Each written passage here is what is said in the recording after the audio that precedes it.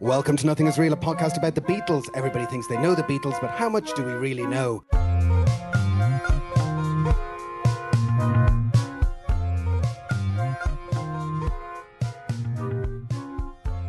My name's Jason Carty. My name's Stephen Cockcroft. And we're live on tape from Dublin in front of an audience.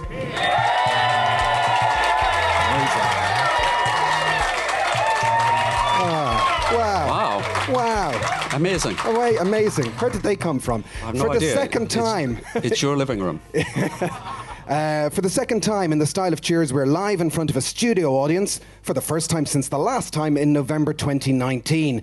And despite the best efforts of the universe over the past 2 years to stop us from ever doing this again, here we are as part of the Dublin Beatles Festival with thanks to Stephen Kennedy, the organiser. Yeah, big up to Stephen. And we've been moved up to the main room, Stephen. We're actually playing the Workman's. That's very good. Which is great. Now, the last time out, we tackled the subject of Paul versus George. And I think it's fair to say, out of all the episodes we've done, that one kind of has a life of its own. That 2 years later, people keep discovering it. And more than any other topic that we've covered, it's one where people seem to reach out. It normally goes on the pattern of, we get these lovely messages that say, I've just started listening to your podcast, and then about 2 weeks later they say, I've just reached Paul versus George and one of you must die, is kind of the general take, I guess. We didn't expect it to have that kind of afterlife, but, no. Or the threats, or the, or that, these sort of the crack element. I think the problem was that George came out so far ahead on that night that... Well, I don't know. So we did try and pull a couple of ideas together. We did think about Ringo versus John, but that's just unfair on John, really, I think so. To actually run that one. Beatles versus other groups, that's also unfair. But this time around, in the spirit of the festival we are at, we are going to look at the Beatles in Ireland, or the Beatles and Ireland. And, Stephen, I'm going to start by saying I generally try and stay away from conspiracy theories and the like, but I think that we need to break once and for all the myth that the Beatles are from Liverpool, because the more I look at this, I think the Beatles are an Irish band, and the truth is out there. Yeah? I think so. We've done the research. We have. I've done the research. And if anything, if the crowd says it, it must be true. It must be if true. We've learned anything, that angry mobs can really... sway the day. Absolutely, they can really have... So we've got a couple of different things that we're going to talk about over the next little while to try and make the case. And we might start by a little bit of audio to see what the Beatles have to say about it themselves. So this is from their arrival at Dublin. I'm very fit and well. Not so bad. Good. How are you? Nice to have you. We've got a tour of Guinness's Brewery organised. Oh, man. Yes. Good. It's great to be in Ireland. John Lennon here. Oh, how do you do? How are you? John Lennon, Paul McCartney. How are you? Ringo Starr. I've known you'd be here. An Irishman here, George Harrison. Hey, listen, Look at the Irish Ringo. Gentlemen. So let's talk about their lineage, first of all. Yes. Which Beatles shall we start with? Well, you're Team Paul, so yes. Let's start with George. No, start with Paul. Start with Paul, okay. Start with Paul. So Paul does have Irish lineage, doesn't he? He has ancestry on both sides of his family. Does. We have to go back to his grandparents. So his maternal grandfather was born in Ireland. His great-grandfather was also born in Ireland. And his maternal grandfather was born in... You're going to have to pronounce that for me. Tully Namalro in County Monaghan. That wasn't even close. But he's from County Monaghan. So his family emigrated at the sort of 2 generations back from Ireland to England and settled in Liverpool. And that lineage is Catholic and Protestant, which it is. It's a mixed background. His maternal grandfather was Catholic, and his paternal grandfather was Protestant. And it is notable, like there's an absence of religion in the Beatles, really. There is, yeah. Like when they talk about their kind of teenage lives, they were never sort of particularly browbeaten into following any of that kind of path. But I think, to all seriousness, the most Irish Beatle is George. Yes, I mean he is introduced as he steps off the plane onto Irish soil. It's like, here's the Irish Beatle. So he's been claimed from day one. And I think the issue was that the reporter goes on to say, I think somebody came and spoke to you and recognised you, and you're Irish. And George has to say, no, that was actually my mum. That's my mother. She flew over the day before, so it's not that, but he had an extensive Irish family in Dublin, on the north side of Dublin. Yeah, and he's somebody who had spent time in Ireland before the Beatles broke through to come over professionally. Yeah, he would come over with his mother primarily on holiday to visit cousins, and his family name is French, spelt with 2 F's. Yes. Is that strange to you? Well, that seems strange to me. No, it's not strange to me. No? Okay. Strange to anyone? No? No, 2 F's. Okay. For French. Just 2 F's. Just write that down. That's important. So there's a great book. I'm just going to give this book a plug. Oh yeah, wave it about there. So I don't know if anybody has this book by Michael Lynch and Damien Smith, The Beatles in Ireland. Anybody got this? No? Great. So we can pass it all off as our own. Yes, you've researched it all yourself. He does have the French family came from Wexford, which I think is a pretty common name actually down in the southeast. And he did come from an Irish Catholic family on his mother's side. Now, the interesting thing is that his grandparents never married. Yes. And that might have implications? Well, this is something that George is notoriously curmudgeonly and private. My goodness. I know. I've watched 8 hours of the George Harrison curmudgeon show this week. Yes. So George is notoriously private and really has a slightly odd relationship with fandom. Yeah. And Mark Lewison, in his book, sort of touches on this, and that possibly this idea that his grandparents never married was a sort of shameful thing in the family, and he suggests that this is sort of the distrust of nosy neighbours, and this was a secret that had to be kept from people, and that he didn't like people prying into his personal life, and it sort of comes from this secret that the family were, which maybe seems odd from this remove, but not really. I mean, I think there is, and maybe the audience might want to think, I think there is an Irish thing about families with secrets. Yeah, you all know what I'm on about. Where, and specifically when I say Irish thing, I mean Catholic thing. And where, that kind of thing of grandparents not being married. Yeah. And I certainly know of families where, extended members went off to England and all that kind of stuff. That's not unusual. I come from the north, which is a very liberal Presbyterian, well known for that. So these things are not really an issue up there at all. Playgrounds on a Sunday? Yeah, well, no playgrounds on a Sunday, obviously, but the rest of it's all absolutely fine. And George used to visit Ireland as a kid, and so there's a famous picture, which I'm sure many people here would be aware of in the room here, but maybe not in the world at large, which was taken of George when he was on holidays in Dublin in the early 50s, which is taken by a man called Arthur Fields, who in recent years has been celebrated. There's a website, www.manonbridge.ie, and Arthur Fields was a street photographer. People know who I'm talking about here, possibly. But for people who don't, he was a street photographer who, from the 1930s up until the 1980s, would stand on O'Connell Bridge, which is a main thoroughfare bridge in the middle of Dublin, which separates the north and south of the city. I'm just saying that for facts. That's not. And he would take pictures of people and get them to buy them like a tourist thing. Just get people randomly? Just randomly say, I've taken your photo. Would you like a memento of your visit to Dublin? See, when I do that, it doesn't work that way. Well, no, you need a license or something. And there has been a goal recently to try and crowdsource as many of Arthur's pictures as possible. It's estimated he took over 180,000 pictures in the 50-odd years that he was on the streets in Dublin taking pictures of passers-by. But there is a very famous picture of George and his mum Louise and his brother Pete taken in the early 50s, and we're not able to project it here today, but George, again, has the kind of look of somebody who is wondering, what the hell are you doing? Why are you taking my picture? Yeah, even then. Yeah. But it's insane that there's a picture of George Harrison on the bridge, just a random snap. But it's nice, isn't it? Like, you kind of think if he took 182,000 pictures, there must be some chance that he was going to pick up somebody famous, somebody from the future. I wonder, was Arthur saying, hey, why don't you do the show in Tunisia? That's probably what Arthur was saying to him at the time. Maybe not. I don't know. That's a Get Back reference.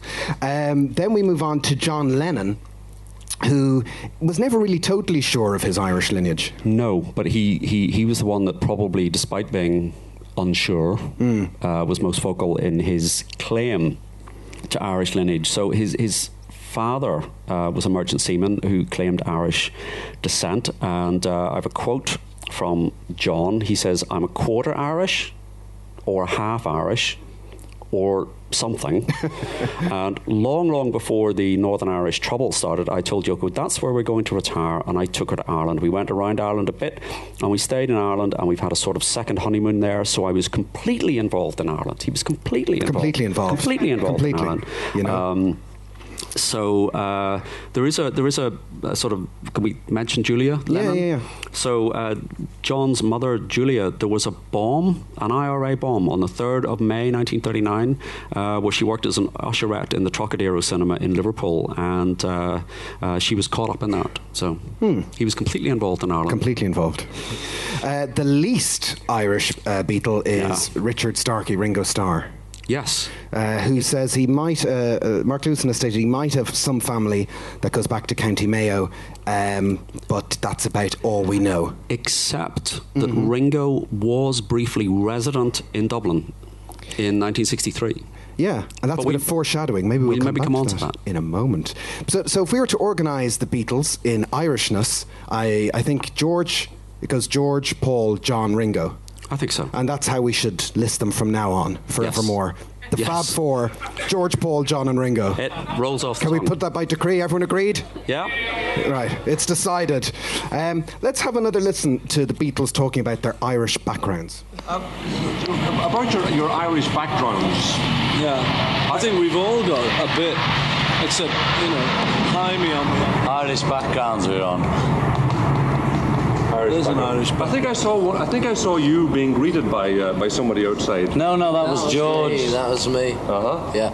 Well, actually, it was my mother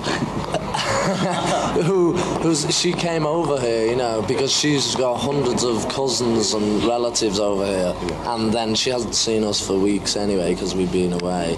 So she's come to see the show and to see her cousins, and one of the cousins was here with her. Your mother has to come to Ireland to see you. Yeah. Well, this in a way typifies the kind of extraordinary upset that must occur in your let us say your private lives. Do you get home at all? People think of the Beatles in Ireland. We need to talk about the Irish concerts. Even the Dublin Beatles Festival, which we're at today, commemorates.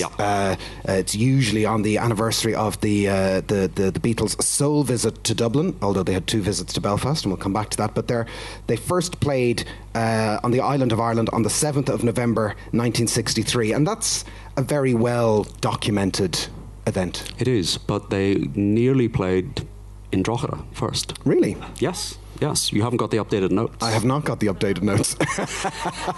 Well, let's all learn together. I sent you the updated note. This is something I discovered. A chap called Jerry Murphy, who is a promoter in Drogheda. In February 1963, he got in touch with Brian Epstein and said, can I get your band, that band you have, the Beatles, I've heard a little bit about, could they come over and play in Drogheda? And Brian Epstein said, yes, absolutely, that will cost you £1,000, which would have been £21,000 in 2021. So that was a little bit outside Jerry's budget. But if Jerry had had £1,000, we would be sitting in Drogheda today. Well, in February. Would we, though? Well, maybe not. Maybe not.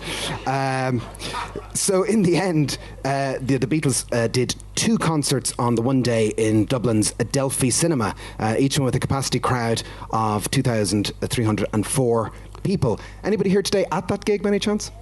Hey, cool. Right, well done. Excellent. Why are we saying anything? Why are we talking? We should just cede the stage. Yes. Did you enjoy the gig? Oh, immensely. There you go. On the streets, dancing on the streets, we hardly heard a thing in screams. That's amazing. We'd be asking later if you We'd be asking later if they participated in the riot. Yes, there was a riot on the street. Yes. Arrest that woman. So they obviously flew from London to Dublin. We have footage and photographs of them at Dublin Airport. Yes, and they were by this stage. They were used to being greeted at airports and fans, and Beatlemania was sort of taking off. This was November '63. Their first album was out. The second album with the Beatles had not yet arrived, so that was still a few weeks off. But there was that sort of media buzz about them, and they were interviewed by Frank Hall. Now that's not a name that I know, but He would have been known maybe on familiar Irish with broadcasting at the time. And was the show called In Town? There was a little interview brought. I didn't watch it at the time, Stephen, for one particular reason. But there were, how many fans? 400 fans turned up at the airport, which is not bad. Not bad but you want to talk about the signs at the airport? Well, the signs, these are the JFK signs. These are the Welcome to Dublin. Oh, which ones are they now? At the airport was like Welcome to Dublin, JFK, and English Go Home. Well, English Go Home is actually at JFK. Oh, well, that was at JFK. That was at JFK. Oh, right. Oh, okay. Sorry, well, we've gone off on a tangent. But if you watch the footage of the Beatles arriving at JFK, there's one lone sign that says, England, get out of Ireland. And once you notice it, you see it all the time whenever that newsreel footage runs over and over again. So it's like, hey, we love you, Ringo. Hey, everything's great. And then it just says, England, get out of Ireland. Somebody went all the way to JFK just to wave a sign that said, England, get out of Ireland. So they took that on as hand luggage, or would that have been... I don't know. I assume it's just, I don't know. What happens in New York stays in New York. So no. There was none of that kind of behaviour down in Dublin. I'm Stephen. sorry, I don't know what you're trying to completely suggest. misunderstood. The whole cross-border initiative of this podcast has been thrown into doubt. It's shocking. Shocking, I say. So from the airport, they go off to the Gresham Hotel, which is just up the road from where we are now, and they arrive at the Adelphi about 1 p.m. And there's a number of reporters at the venue there, and they check out the stage and the auditorium, but there isn't really any kind of sound check or rehearsal. They just sort of look around. Yeah, we had more of a sound check today than the Beatles had, and it was the Harry Lush. It's fabulously named. Harry Lush was the manager of the Adelphi, so he's responsible, sort of escorting them around town, basically, and looking after them while they're in the cinema. And they seem to sort of effectively be trapped in the cinema. Both before the gig and then in between and after the gigs. But they, at this point, this was their sort of autumn tour, and they're performing 10 songs. So that's all you heard. And those songs were I Saw Her Standing There, From Me to You, All My Loving, You Really Got a Hold of Me, Roll Over Beethoven, Boys, Till There Was You, She Loves You, Money, and Twist and Shout. That's 4 original songs. That was all you got. And 3 of those are the first 3 songs. So then there's 3 originals and then 7 songs, 6 of which are covers. And they play the same set for both sessions. So they finished the first show, and the crowd just, they couldn't get off the stage. The whole story of the Beatles in Dublin is them being trapped in the Adelphi, trapped at the back of the Adelphi, trapped in the Gresham, then trapped in a van. Yes, and all that kind of thing. Yeah. So they finish, and I don't know if people who are here with the first gig or the second gig, but basically the crowd supposedly just stays put. They can't get the Beatles off the stage. They can't get the crowd out. There's 2,500 people outside trying to get in, and it doesn't go well. No, the police arrive and the crowds kind of spill out onto O'Connell Street, and apparently windows were broken in Cleary's. There was a trail of damage in O'Connell Street, and a car was overturned and set on fire. Yeah. So just another Saturday night. Well, it reminded... Was it a Saturday night? Well, I don't know. It reminded me of Slane. Anybody at Slane in 1984? Yeah, say it was just like Slane in 1984. That was the Stones? Dylan. Oh, that was Dylan Dylan. gig, yes. Yeah. I remember my granddad telling me about that. So they ended up getting help from the Independent newspaper, who give them a van. They're the van people who supply the van to get them the huge distance from the Adelphi to the Gresham, yeah. which is about, 300 metres at a push. So it says here, we asked the Independent newspaper to help out. This is Harry Lush speaking. They said the easiest thing would be to use one of their vans so the boys could walk up the stairs, jump into the van, and be taken across the street to the Gresham. It said the Beatles were all so nice, courteous, and answered all the questions. They had respect for their seniors. And called you sir. I'd like that. Well, no joke. My dad says he saw them get into the van, and I've asked him repeatedly what it was like, and he said they got into a van. That's kind of the end of the story. I'm like, oh, okay. We should have got him here today to give us an eyewitness. I've given you more information in that sentence than you would have gotten at the time. And I think the thing that's great is that the Adelphi was preserved as a landmark and is still a lovely theatre today. Isn't that right? That's it. It's lovely. No, the Adelphi closed. We'll be saying this a lot in this episode. This venue closed in November 1995 and was demolished, and now it's a car park. Yes, and don't look for it, it's not there anymore. That's the recurring theme of a lot of things we're going to be talking about today. Interestingly, in the party at the time for the Dublin Belfast gig was Alan Owen. who was there on a 3-day visit to join the tour in order to decide what he was going to write for A Hard Day's Night, because they had this contract to do A Hard Day's Night, but there wasn't really any decision about what it was going to be like or about, or was it going to be a documentary, or what it was going to do. That's right. So this was the thing in those days was really, you have a short-lived pop phenomenon, you put them in a recording studio, you release a few records, and then you get an exploitation film out. And Alan Owen was a playwright with an Irish background or connection himself. He has a mum of Irish descent. Yeah. And he was really there to get a feel for what the Beatles were doing, what their life was like at the time. And essentially, A Hard Day's Night, I think, just, it's this idea. At one point they say in the film, you're in a room, you're in a car, you're on a train, you're on a stage, you're in a room. And that was what their life had become. And so the 3-day research period really takes place in Ireland. So that's important. This is Irish-based, Hard Day's Night. It's an Irish film. They might as well have filmed it in Dublin. No, but it's an Irish film. Yeah, I think that's in all but name. Reason. Reports at the time says from the Record Mirror reporter Peter J. Dublin was fantastic. The fans there really do go mad. I've heard that. Hey. Girls who fainted in the crowds outside the theatre were carried into their seats by attendants outside. There was the biggest riot yet. It's a fact that cars were overturned and the police had to make several arrests inside. It was incredible for noise and appreciation. And it talks about how Alan Owen was part of the party as well. There is a plaque there on the Adelphi car park, Arnott's car park, and which kind of leads us into another diversion of someone we need to talk about, Gay Byrne. Yes. So, we have a global audience, thankfully, but I'm sure everybody in the room here knows who Gay Byrne is. Yeah. So, Gay Byrne unveiled the plaque that it currently resides at the site of where the Adelphi once stood.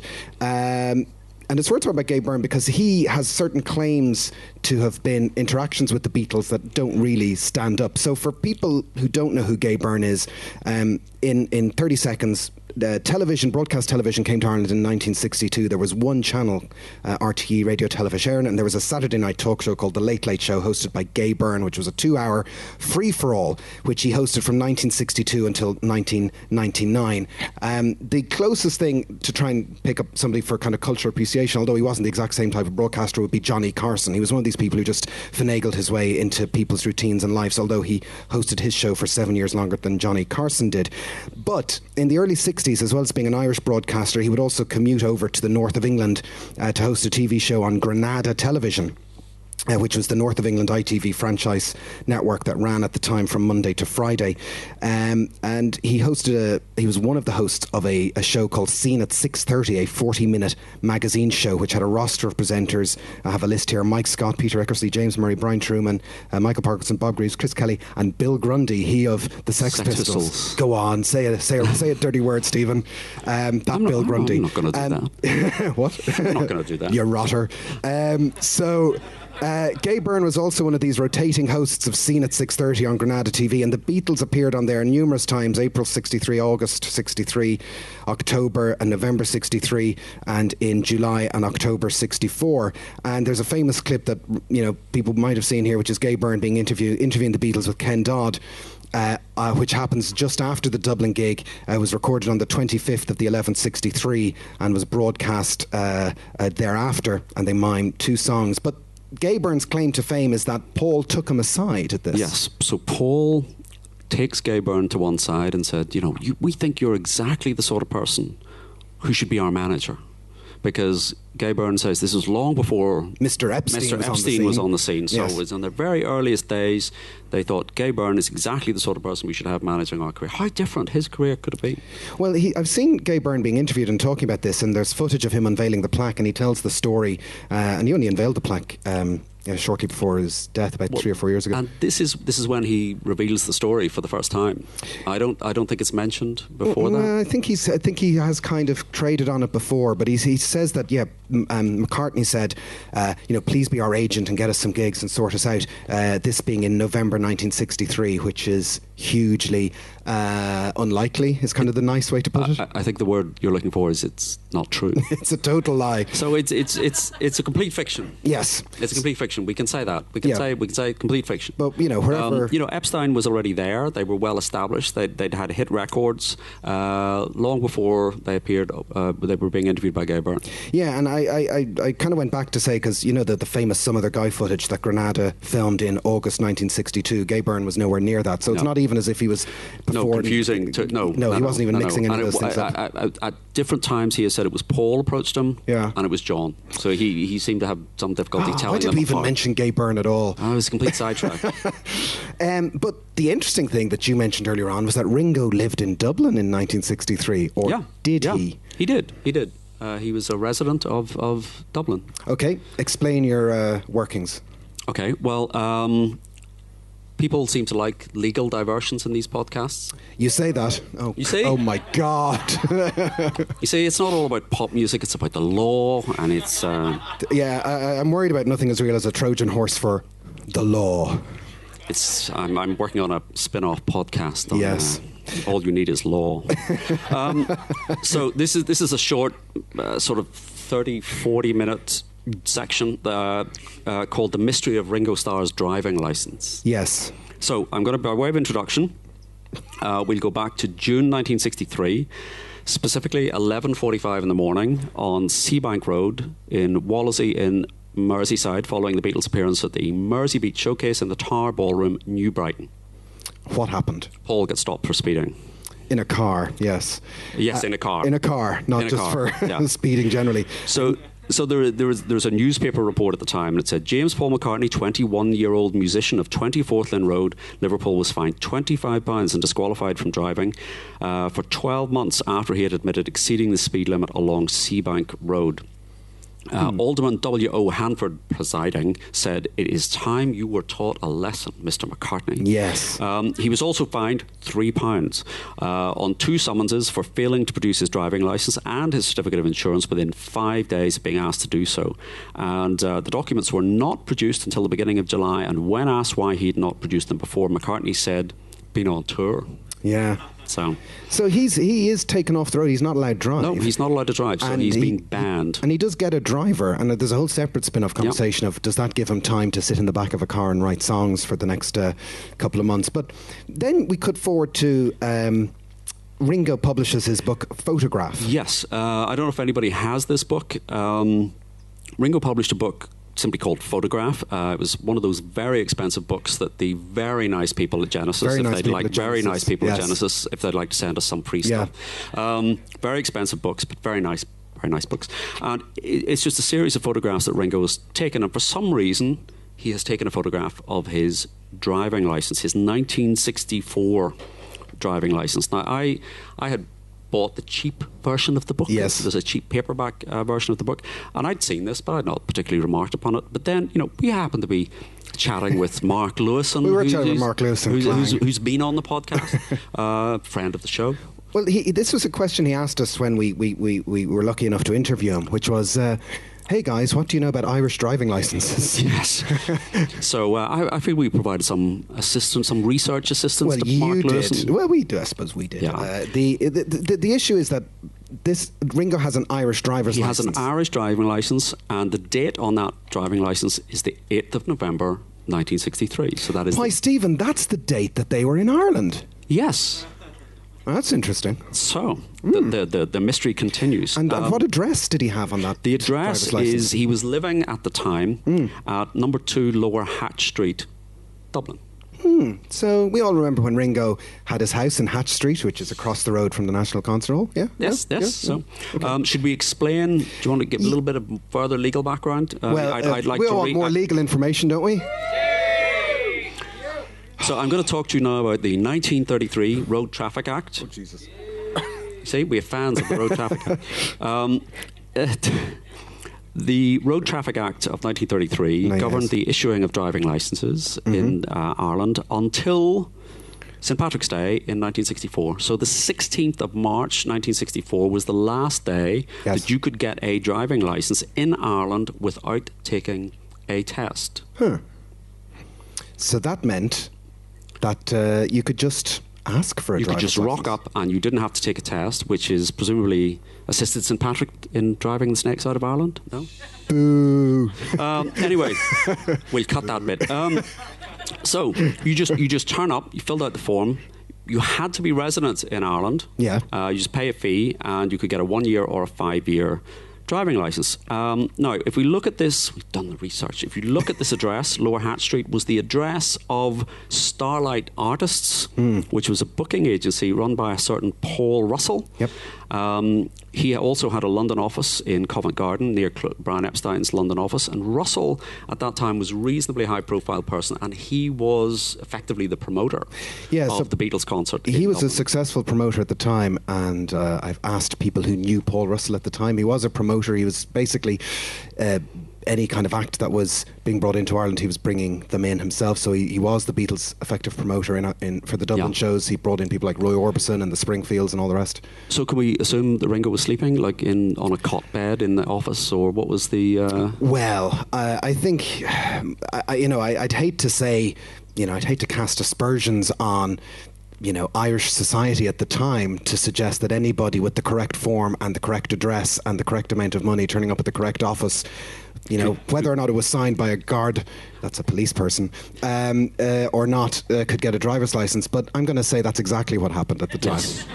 Okay. Okay. It has been known to happen. It has been known to Irish happen. professional circles that things happen under the counter. Being unfamiliar with these southern ways. I just assumed Ringo was living here, so I began to do the research, and I contacted, on behalf of Mark Lewison, friend of the show, Dr. Mary Clark, who is the chief archivist of the public records in Dublin, because I thought there will be an original signed application form held in Dublin City Council archive, and we could compare the handwriting and the signatures, and we could get copies of that, and we could get a credit in Mark Lewison's next book, and it would be just fantastic. And they've destroyed all the records. I know. So we have no way of knowing what happened, except if you happen to have a copy of this book. Yes. So I don't know if anybody has this book. It's a very good book. It's quite hard to get hold of. Mm-hmm. I made the mistake of giving my copy away. Oh, but you seem to have a copy now. I've got another copy. It took me a long time to find a second-hand copy, but give me a sec. Piers Hemmingson in Canada has my copy of the book. But anyway, we should say for the viewers at home that the book is called The Beatles Irish Concerts, and it's by Colm Keane. Colm Keane. It's a very interesting book, and it's almost an hour-by-hour breakdown. And I'm just going to read a quote he has from Paul Russell. So what he describes is that after the second Adelphi show, George, I think, goes off to visit relatives in Dublin. The other three go back to the Gresham. Then whenever George returns, they all go out on the lash. They stay up all night, and as you would after a night on the lash all night, you get up at 7 in the morning and go and get a driving license. So what he says is, I think I slept in a chair in the Gresham for a while, I'm not sure, but the Beatles certainly never made it to bed. I didn't have any sleep for a few days, so there was so much going on. There was giddiness. I think that's maybe a euphemism for something. And everyone was on a high. It was the swinging 60s, and what tomorrow would bring didn't matter. But the following morning, Paul McCartney came to me and said, "This is personal, Paul. I need a big favour. We need to get driving licenses." We can't go into a driving licence office in England.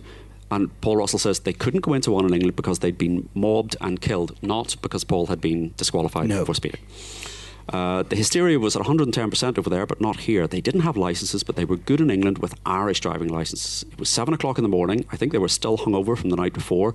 I had the car hidden in the back behind the laundry exit, so we went up to Kildare Street. You can picture this in your mind. Into the office. I had arranged for it through my contacts to open the office early. I think this chimes with what you've been saying earlier. Mm-hmm. I had arranged it through my contacts, and I parked outside. I got a couple of policemen that knew my father. There you go. There you go. And they kept an eye on things. One was in plain clothes at the time. He was helping me to keep an eye in case people copped to the fact that I was there with a motley crew. The driving licence people gave Richard Starkey, Paul McCartney, John Lennon and George Harrison Irish driving licences to all 4 of them. Surprisingly, the story of the Beatles' late night and early morning revelries was never unearthed by the national press. Quaintly, in the context of subsequent media developments, journalists missed out on the scoop. But we've got the scoop. By reading Colm's book, we've got the scoop. So they all had Irish driving licences. Thank you. No point too small. And then Ringo goes and buys himself a car, a Fossil Vega 2 Coupe. Only 2,900 were made. He bought it for $5,570 and it was sold at auction in 2012 for $567,000. You paid $567,000 for Ringo's car? I did not, no. It's funny with his Irish driver's license, that's his whole position on Brexit and all the rest. But anyway, let's not go there. I know. So, after the Dublin gig, where could they go next? Belfast. That's a good idea. So let's have a little listen to the Beatles on the way to Belfast. One's done. Okay. He's still going.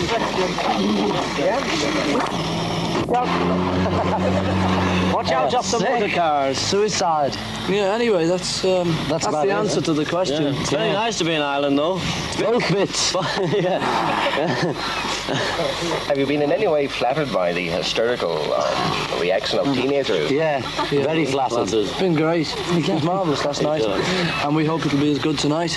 You were very satisfied with the performance? Yeah, it was great. It was marvellous, but people are wonderful, you know. They go loved mad. that audience. And 6 cars were arrested. We were locked in the dressing room, you know, when it all happened at the time. So I said to Paul, you know, what's happening?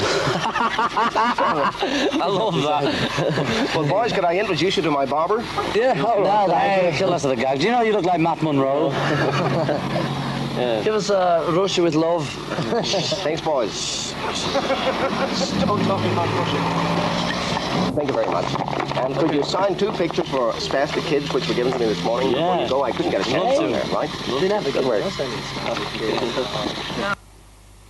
That's the Beatles there, and at the 7th stop of their tour took them from Dublin up to Belfast, and shortly after crossing there, that's them being interviewed by Jimmy Robinson for Ulster News, which was included on the Evening Bulletin, and you can watch it on YouTube. You can watch it on YouTube, and it's very funny because there's at one point in the opening clip, George, I mean, they just stopped in the middle of nowhere. Yeah. It's like somewhere outside NIRY, I think, on a kind of hill, and George gets hold of John and kind of pushes him into the path of a speeding car at one point. I mean, it could all have ended there. I mean, it's a very funny clip in a kind of slightly suicidal way.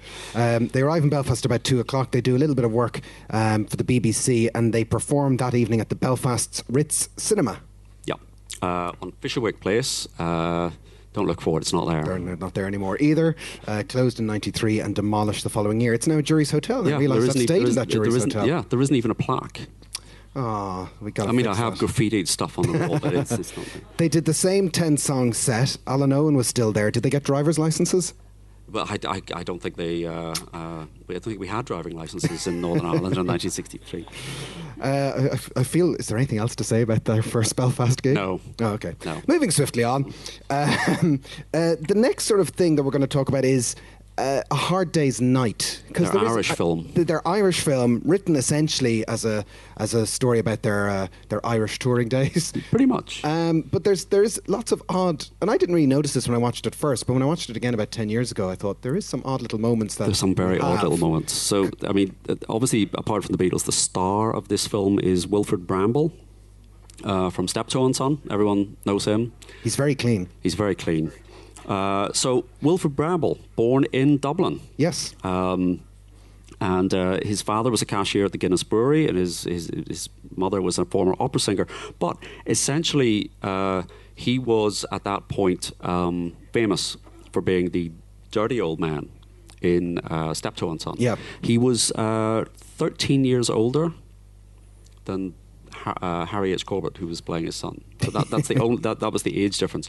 But he is given some good lines in the film, which reflect this sort of Irish thing. So he is at one point he is Lord John McCartney, I think is a sort of filthy rich Irish peer, and he is arrested at one point, and in response to the policemen haven't actually arrested them. They're just trying to, think he's a bit lost, and he immediately says, "I'm going to go on hunger strike." Yes. I'm a soldier of the Republic. I'm a soldier of the Republic, and then he stands up and starts singing "Nation Once Again." And you kind of think, would that have meant anything to anybody in England at the time? But you think this is Alan Owen is kind of working.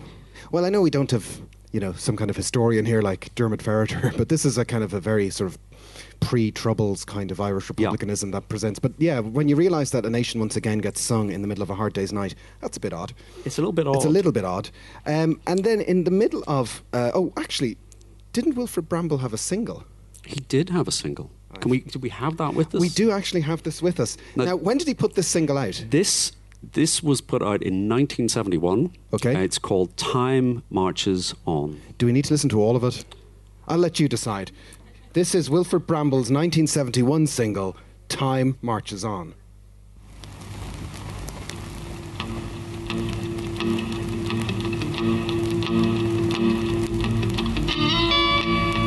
What a pity the Beatles have gone and split up. It doesn't seem right. It doesn't seem fair to look down the pop charts and not see them there. And no one denies that the length of their hair and their clothes set a fashion on such a large scale that most of the barbers were turning quite pale, and the tailors were working their hands to the nail. Still, time marches on, as they say. It was autumn, I know, the year 62, when we heard their... Okay, great. That's available on YouTube. Yes, yes. So it's nuts. It's one of those insane kind of tribute things. Yeah. Like a gentle park life. Park life. End of part 1. Intermission. End of intermission. Part 2. In the midst of A Hard Day's Night, John and George take a holiday. They do. So this is at Easter time. And they decide to go away with their respective partners at the time. John is, of course, married to Cynthia. George is going out with Paddy Boyd, but that's a secret. And it must only be about 2 or 3 weeks that they're going out at this point. So this is kind of their first. And they fly to Shannon, and they spend Easter 64 from the 29th to the 31st of March at Dromoland Castle. Yes. Anyone been there? It's still there. It's a nice place. I went to a wedding. It is still there. It's one of the few places that is still there. You can look for it. It's still there at the minute. It is a castle after all. You couldn't really get rid of it. So, it's a very nice, fancy place. And they kind of do a press. There's a press conference. So of course, obviously, the press find out they're there. They're very keen not to have Paddy Boyd's presence known at the time. So the sort of quid pro quo is they arrange a photo shoot, get the press conference out of the way. There are photographs of them, sort of George and John reenacting a sword fight on the steps, ramparts and the steps and things like that.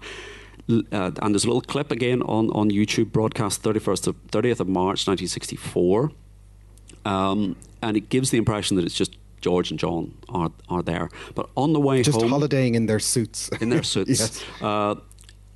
John and George leave, and then Cynthia and Paddy have to pretend to be laundry maids, and they climb into an empty laundry basket, which is carried to the back of a van, and they make good their escape. So it's essentially A Hard Day's Night in real life. In the middle of A Hard Day's Night? In the middle of Ireland. Yeah.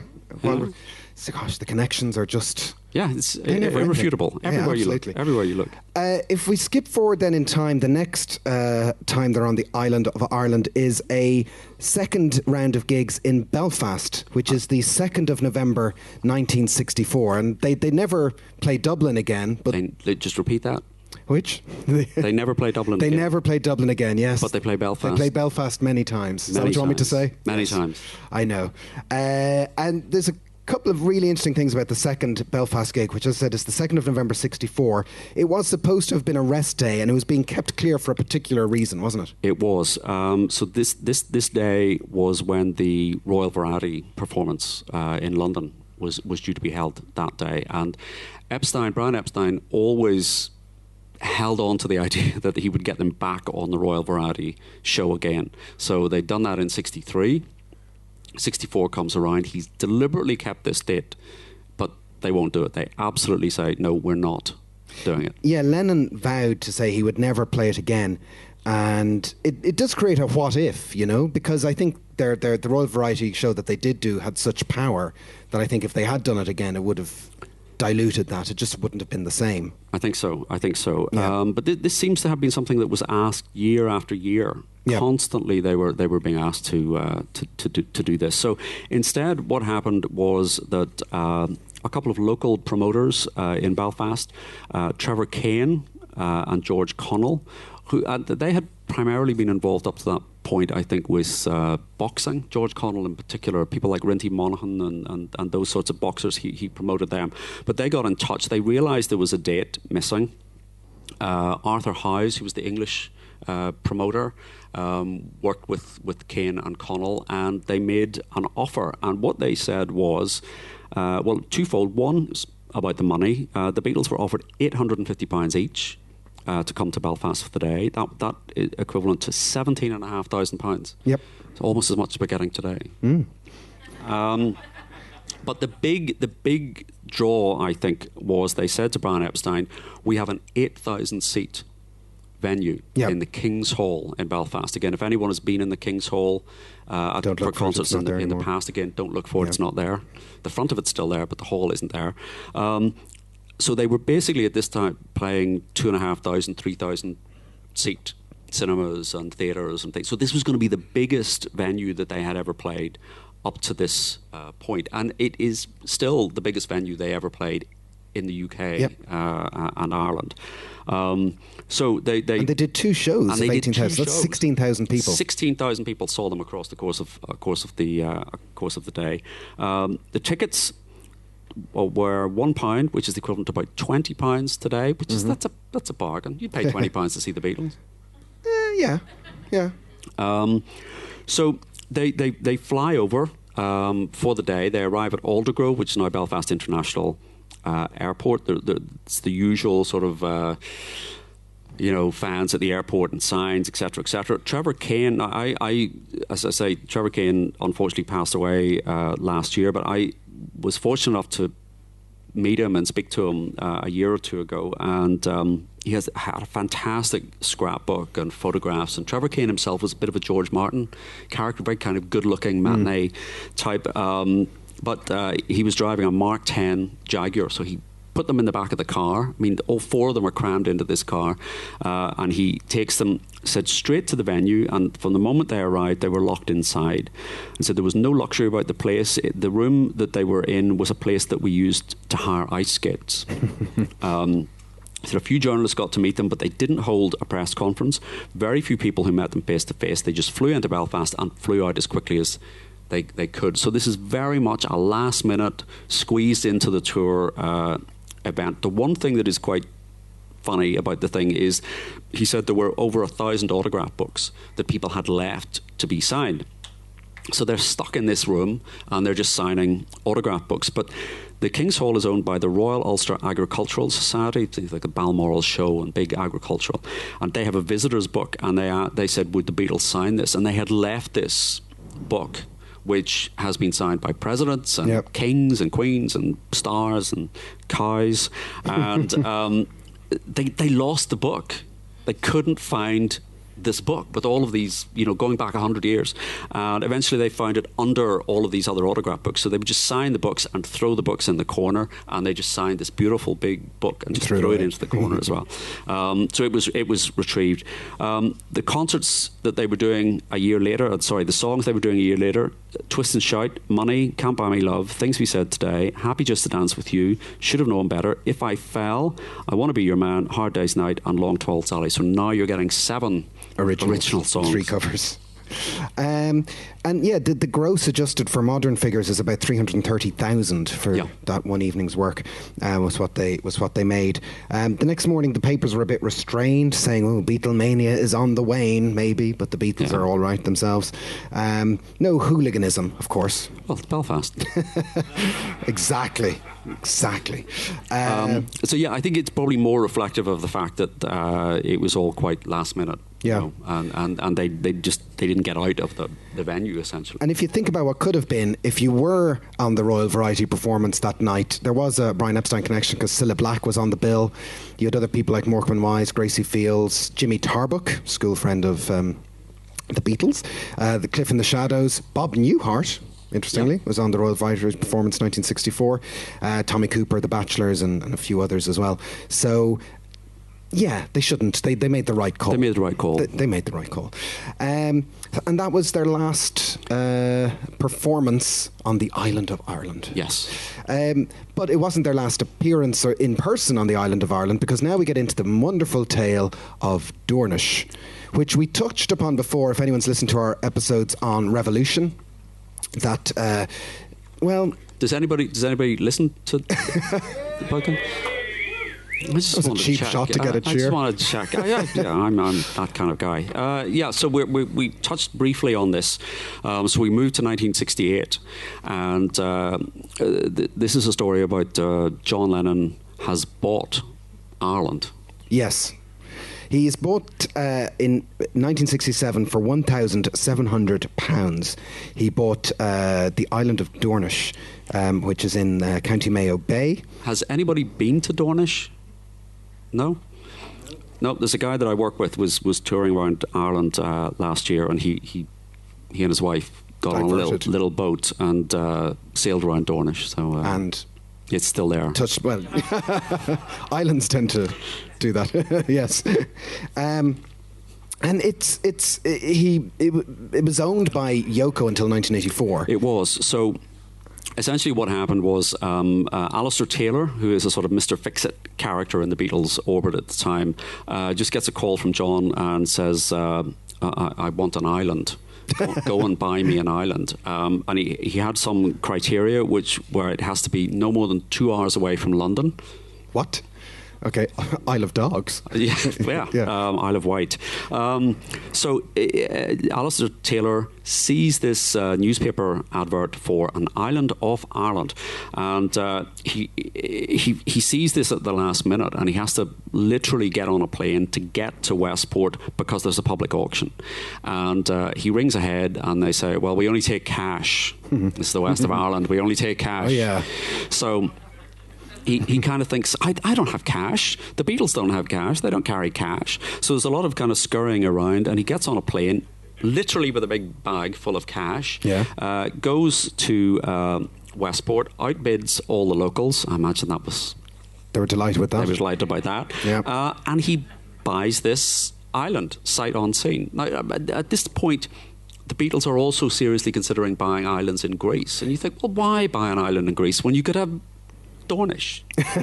Don't you mean the other way around? Why buy Dornish when you could have an island in Greece? Well, they had this notion that they were going to just buy an island together and live together, which is very sweet. Yes, there was an island off the coast of Greece with 4 little tiny islands around it. And they thought, well, they could have a recording studio on the big island, and then they could each have their own little island, and they could sell olives, and the money would fund the purchase of more islands.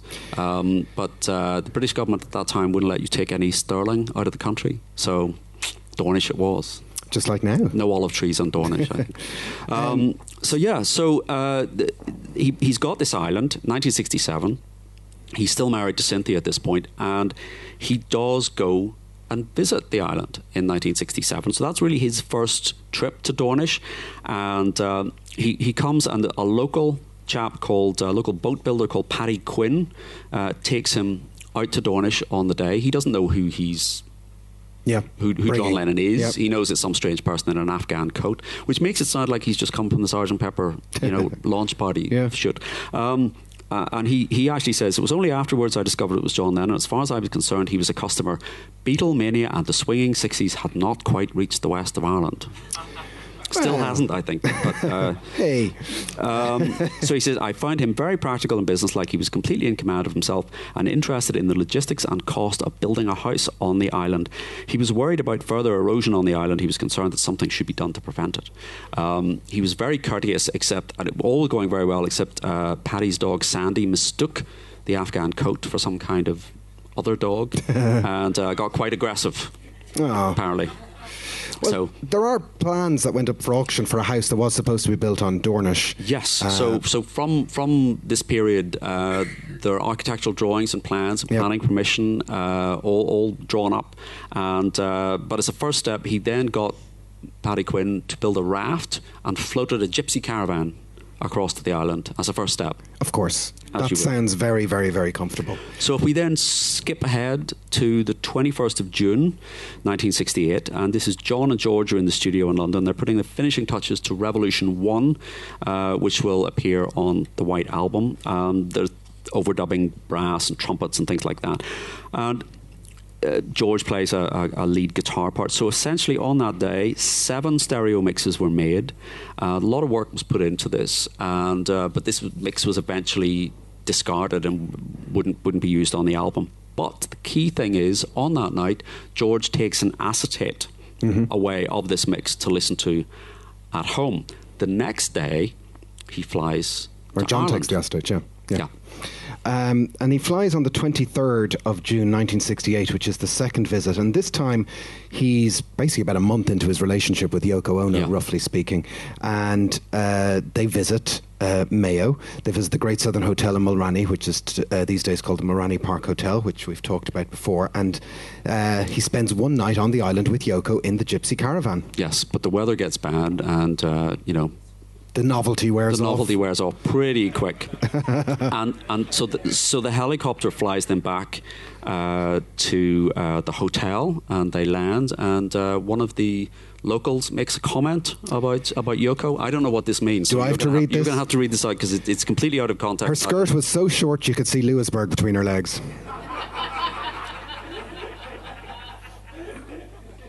Well done. You obviously read that well.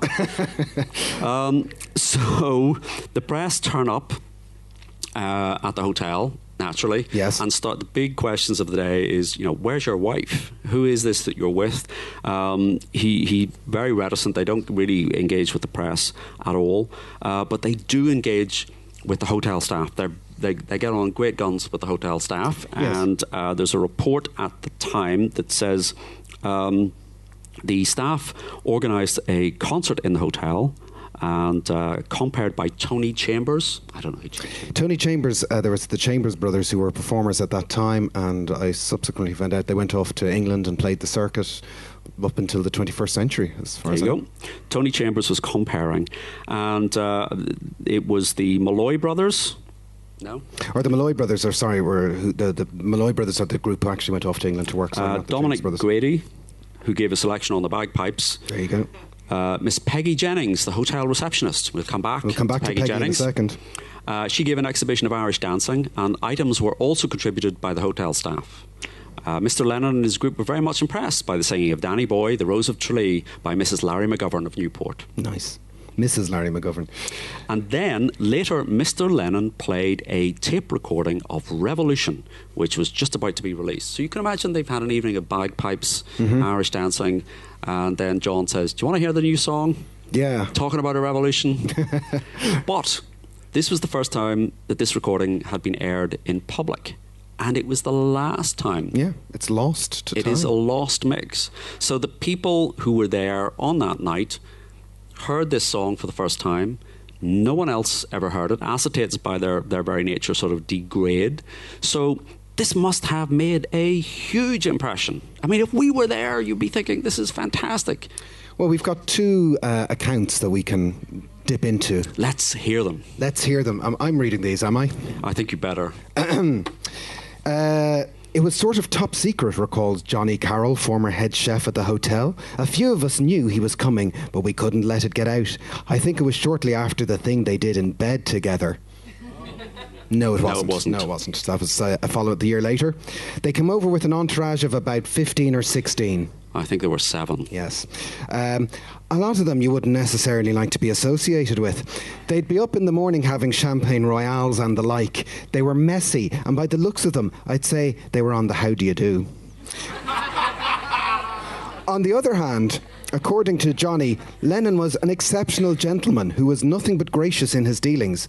I met him on a number of occasions, recalls the 71-year-old. He didn't strike me as a star. I mean, he didn't overdo his fame. He was a very well-built man, and he'd no problem coming in and standing at the hot plate. He'd chat away, but we were told not to overdo it. Back then, nobody had even heard of vegetarianism. Never mind how to cook it, says Johnny. So in many ways, that's what I ended up speaking to him so much. He had the whole Indian guru thing going on. But he'd come into the kitchen, no bother, and say, I'd like a bit of boiled rice with sweet corn or whatever it was. And so on it goes. If the weather was fine, he'd stay out on the island so he wouldn't come in for his dinner. And that was grand, says Johnny. But if they did stay out, we'd have to bring them their afternoon tea. They had a helicopter and we'd send it over to the hotel to pick me up and another fella, and we'd bring the tea over to them. I mean, they had a stove and the like, but we'd bring over the cakes and the sandwiches. I've never flown in a helicopter and I didn't enjoy that part of it too much. Altogether, Johnny recalls that Lennon and his retinue stayed for 5 or 6 nights. No, 2 nights. 2 at a point. And then he talks about how he got entertained by band leader and saxophonist. So the manager at the time, Bob Chambers, closed the doors and we put on a bit of a show.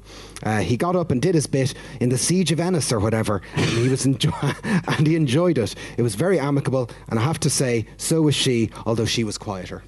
That's Johnny Carroll's recollection. So that's Johnny the Cook. Johnny the Cook. That inspired the Thin Lizzy song. That's Johnny not the a Thin Cook. Lizzy song, Johnny the Cook.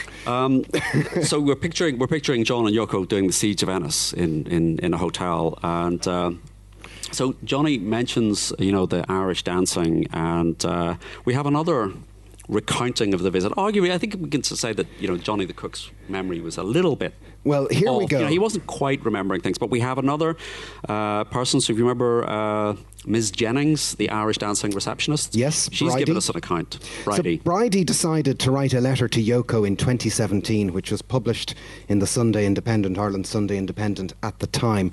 So just imagine an instrumental version of the Cliffs of Dooneen playing in the background. That might help you. Dear Yoko Ono. It's quite formal. It is quite formal, isn't it? I've been meaning to write to you for so long. First, after John Lennon was shot, the whole world loved his wonderful music. But I decided to wait 37 years before putting pen to paper. Secondly, to jog your memory of May the 3rd, 1968. It was the 23rd of June. Yes. Both of you flew into the Great Southern Hotel Mulranny, County Mayo, now the Park Inn. The Beatles had purchased Dornish Island of 19 acres for the sum of £1,550 in Clew Bay. Well, it was John, not Yes, not John. There was excitement everywhere. We all wanted to see John and Yoko Ono. After all, we were singing the Beatles' hit songs on a daily basis in our place of work. Obla-dee Obla-da. Paul. Not out yet. Hard Day's Night. Help. I Need Somebody to Love. Solomon Burke. Penny Lane. Paul. Yellow Submarine. Ringo. I'm Happy Just to Dance With You. George. And of course, Hey Jude. Paul. And also I think she's using her psychic powers here because Hey Jude wasn't recorded until July and not released until August. So. Yes. I worked in reception at the Great Southern Hotel along with Sal Scott, Margaret Nealis, R.I.P., and Pat Mannion. I reckon every Irish person knows somebody called Pat Mannion. Can I put that to the test? Everyone knows a Pat Mannion, yeah? Good. We wore turquoise suits with white blouses and we looked $1 million and felt good looking out from our reception check-in desk. On your second night at the hotel, an Irish night of traditional music was organised to impress ye. Tony Chambers from Newport played his heart out that night with toe-tapping music. I danced a jig reel and hornpipe. I wore a green pleated skirt with a white blouse and frills on the sleeves. John Flood, our head barman, filled some drinks for you. We lent a pair of flat shoes and you danced with us. You enjoyed yourself immensely, and I think I'd be right in saying it was your first taste of Ireland's music and song. We could see it in your faces. I can imagine their expression. A bouquet of beautiful red roses was delivered to reception at John's request for me, entertaining John with my Irish dancing, and soon the media were on the phone. The Daily Mirror, the Daily Telegraph and local papers all wanted answers to the same questions. Describe the roses. What did John write? I wish I'd kept the handwriting on that card. Well, because John wrote that himself. No, he was working in a florist in Mayo at the time. I don't think he was working in a florist's.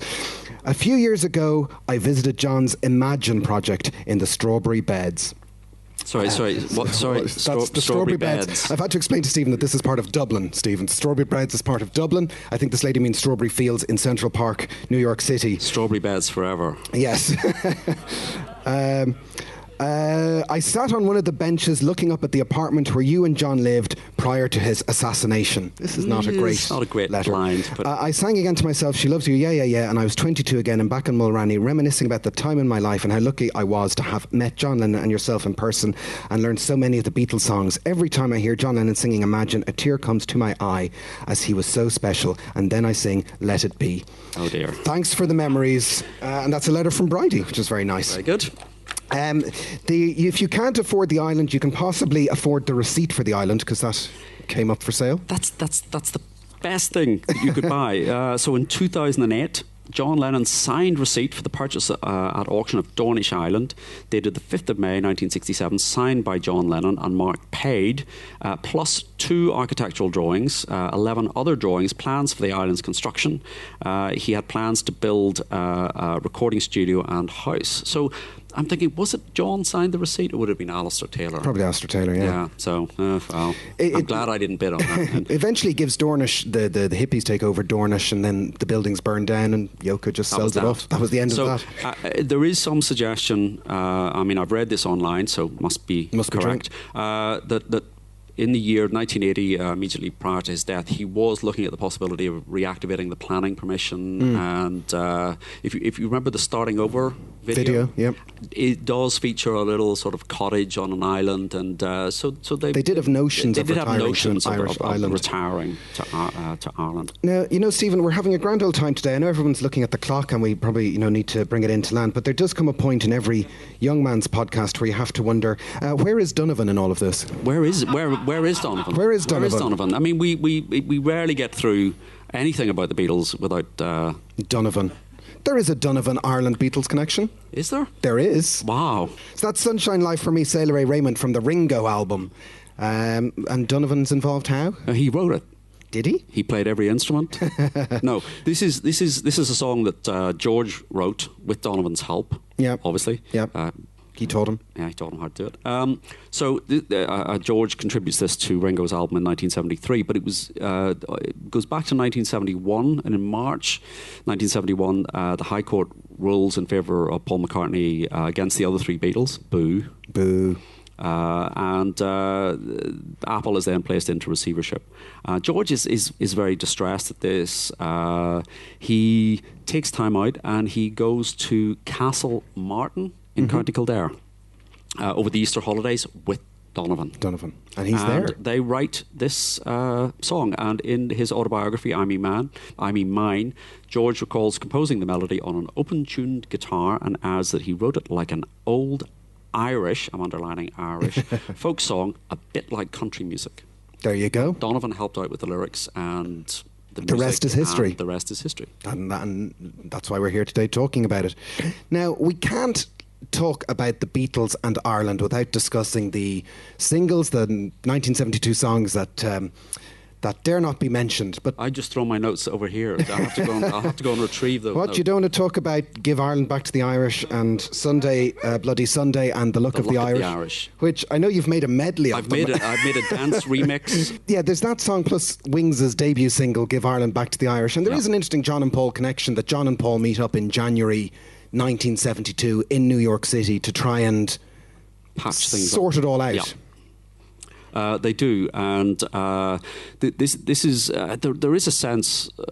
Sort of the story is, that John and Paul are constantly at loggerheads, but they do sort of reach out to each other to try and sort of bridge the gap, and then they both write songs in response to the Bloody Sunday incident. Yeah, the timeline of them meeting up in January, at the end of January 72, corresponds with the Bloody Sunday atrocities. And, that whether they discussed it or whether it's just in the ether or whether it plugs into a certain sensibility that the two of them have, but that seems to be... Yes, that seems to be it's a common cause, if you like. I mean, it affects them. They're obviously both affected by this incident very deeply. They react in the way that songwriters will react by writing a song. I think it's very instructive as to their characters, the different approaches that they take. So Paul's single "Give Ireland Back to the Irish" is released in February 1972. It's written by Paul and Linda for publishing reasons, of course. They sort of record the track 2 days later. It includes Henry McCulloch has joined Wings. He's from Portrush, so Northern Irish connection there. It's immediately banned by the BBC. Goes to #1 in Ireland. It does. Yep. And in Spain as well. Well, there was things happening there. It seems to me, leaving aside sort of any political aspect to it, it's a very odd song because it's a kind of slightly jaunty, upbeat song. He kind of sings almost in a there's almost a kind of reggae lilt to it at one point. Possibly even he's kind of doing a bit of reggae patois at one point. Yeah. And, the line, Great Britain. You are tremendous. That's an odd And start. no one knows but me. Now, I've You can heard see- this song performed in a different context, and that line has been changed. I can imagine. Yes. It's a very odd. It kind of indicates, he's not. He's appalled by this this incident, but he just can't kind of articulate it in the way that Lennon just suddenly. His response to that is on a much more visceral level. This song, the McCartney song. Just gets panned by the critics. Paul can't win here because... Well, it's interesting that Paul and John are doing the same thing, essentially, and Paul is, John is kind of getting away with it, but his song is not... His two songs, Luck of the Irish and Sunday Bloody Sunday, are not very good. Well, I can't defend Luck of the Irish on any basis. The world will just be one great big Blarney Stone. And it's all very Yoko singing that. It's not. I have to say, the song Sunday Bloody Sunday is a song that I do rate as a song, and I think it's a very visceral response. That album was delayed coming out, so that this song doesn't sort of hit the airwaves, to the extent that it was ever going to actually be played on the radio at the time, so it loses a little bit of the impact, but it's a very, very powerful song. And can I say I prefer it to the other song by that other band? You too. You can, but that's not news. I look forward to spending a lot of money on a Sometime in New York City box set where I can actually enjoy the song once and for all. It's very interesting because if we're going to do 30 minutes on Sometime in New York City, that's a very odd album.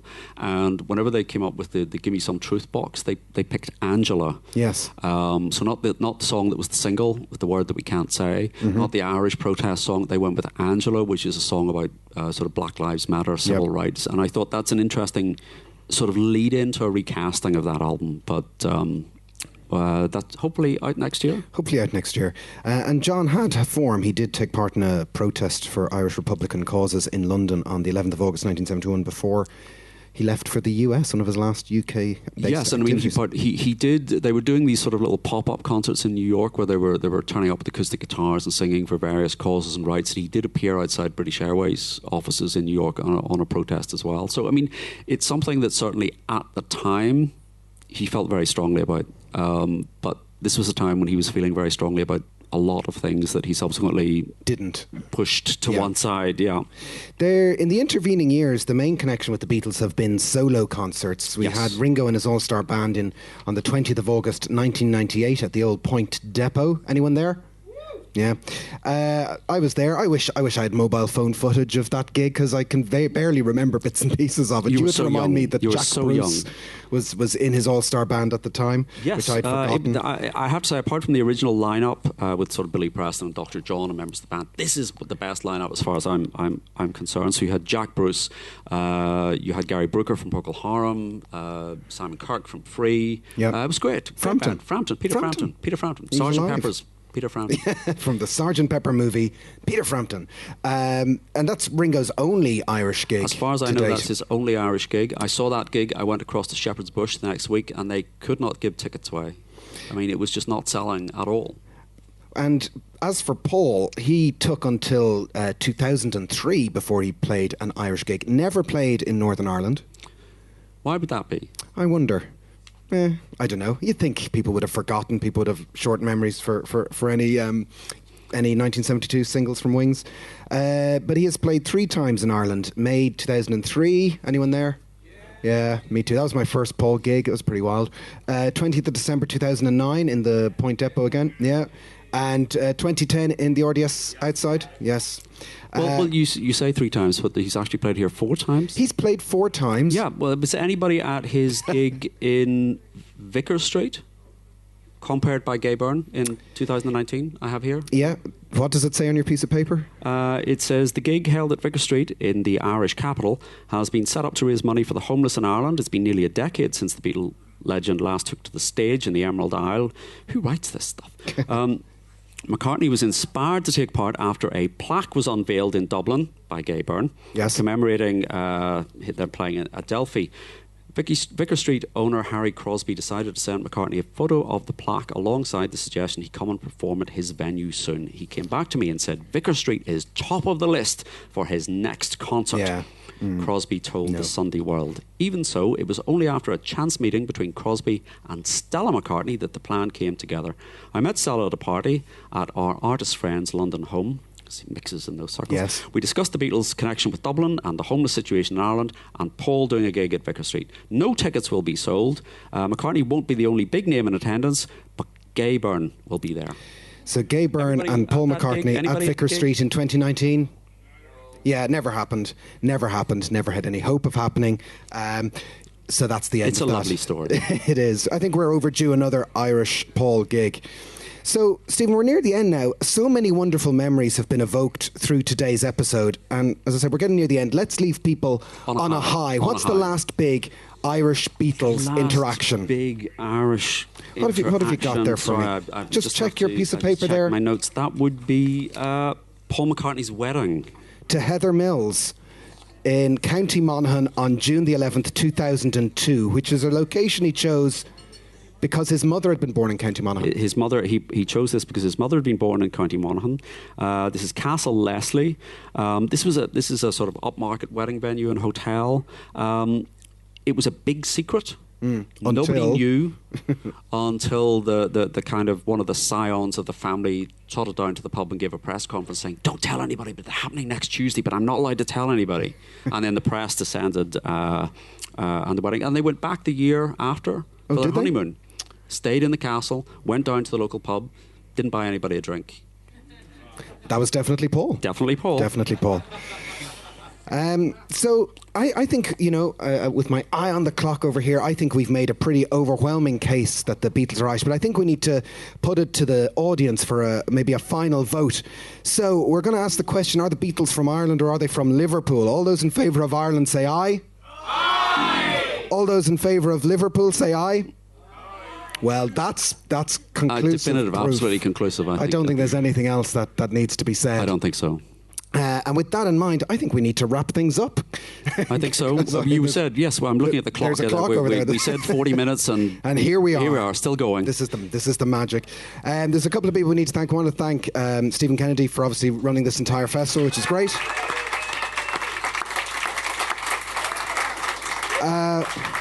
We also want to thank the man, the legend that is our producer. Adrian Carty is in the room at the back there.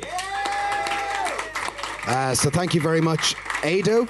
But most of all, and thank you, Stephen. Oh, well, thank you very much, Jess. But also, thank you all for coming out and being part of this great day and listening to us twitter on for an hour and a bit. Thank you very much for making all the efforts.